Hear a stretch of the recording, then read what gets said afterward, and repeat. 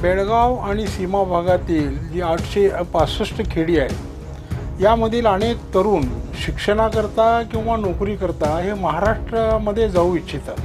खरं म्हणजे महाराष्ट्राचं हे परिपत्रक महाराष्ट्रातल्या प्रत्येक खात्यातील प्रत्येक अधिकाऱ्याला माहीत असणं आवश्यक आहे। महाराष्ट्रातल्या पोलीस भरतीमध्ये सीमा भागातल्या विद्यार्थ्यांवर अन्याय झालेला आहे आणि त्याच विषयी आम्ही बोलणार आहोत। महाराष्ट्र एकीकरण समितीचे ज्येष्ठ नेते मालोजी आष्टेकर सर सध्या आमच्या सोबत आहेत। सर, तरुण भारत न्यूज मध्ये आपलं स्वागत आहे। सर, काय सांगाल, एकंदर हे प्रकरण काय? बेळगाव आणि सीमा भागातील जी 865 खेडी आहेत यामधील अनेक तरुण शिक्षणाकरता किंवा नोकरीकरता हे महाराष्ट्रामध्ये जाऊ इच्छितात। तेव्हा हे तिथे गेल्यानंतर या शिक्षणाकरिता असेल किंवा नोकरीकरता असेल त्यांना महाराष्ट्रातील वास्तव्याची अट ही जाचक ठरणारी होती आणि म्हणून महाराष्ट्र एकीकरण समितीनं ही अट काढण्याच्या दृष्टिकोनातून पूर्वीपासूनच प्रयत्न केले। महाराष्ट्रामध्ये 15 वर्ष सतत त्या व्यक्तीचं वास्तव्य असलं पाहिजे ही अट आज सीमा भागातील जर तरुणांना लागू केली तर त्यांना कधी शिक्षण घेऊ ते उच्च शिक्षण घेऊ शकणार नाहीत किंवा त्यांना एखादी नोकरी मिळू शकणार नाही। परंतु महाराष्ट्र सरकारनं साधारणपणे 10 जुलै 2008 या दिवशी एक परिपत्रक जाहीर केलं आणि त्या परिपत्रकानुसार सीमा भागातील 865 खेड्यातील युवकांना ही जी जाचक अट आहे ती अट त्यांनी रद्द केलेली आहे। परंतु त्यांनी एक त्याच्यामध्ये हे केलेलं आहे की हा विद्यार्थी 865 गावातील असला पाहिजे आणि याकरता त्यानं तिथल्या सक्षम अधिकाऱ्याचा म्हणजे बेळगावमध्ये तहसीलदार हे वास्तव्याचा दाखला देतो, तो अतिशय महत्त्वाचा आहे। महाराष्ट्र एकीकरण समितीचं पत्र त्यानं घेऊन गेलं तर पाहिजेच आहे, परंतु त्यापेक्षाही महत्त्वाची गोष्ट म्हणजे सरकारचा दाखला त्यांना हवा असतो आणि अनेक विद्यार्थी हे महाराष्ट्र एकीकरण समितीचं सर्टिफिकेट नेतात परंतु हा वास्तव्याचा दाखला काही वेळा ते घेऊन जात नाहीत आणि ही अशा प्रकारची अट त्यांना अडचणीची होऊ शकते। पण नक्कीच सर, अशी घटना वारंवार घडताना आपल्याला पाहायला मिळते। याबद्दल महाराष्ट्र सरकार या संदर्भात कुठेतरी कमी पडताना आपल्याला पाहायला निश्चितपणे तुम्ही म्हणताय ते अगदी 100% खरं आहे। खरं म्हणजे महाराष्ट्राचं हे परिपत्रक महाराष्ट्रातल्या प्रत्येक खात्यातील प्रत्येक अधिकाऱ्याला माहीत असणं आवश्यक आहे।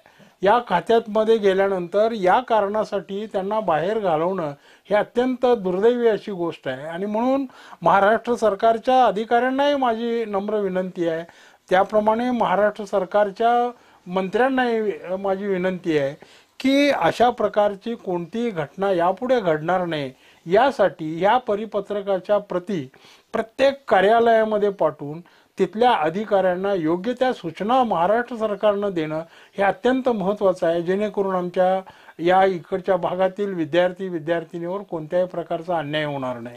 पण वारंवार मंत्र्यांना माहीत असतं की बेळगाव हा महाराष्ट्राचा भाग आहे, पण अधिकाऱ्यांना माहीत नसतं, याबद्दल तुमचं म्हणणं काय? आणि बेळगाव अधिकारी हे वेगवेगळ्या भागातील आहेत।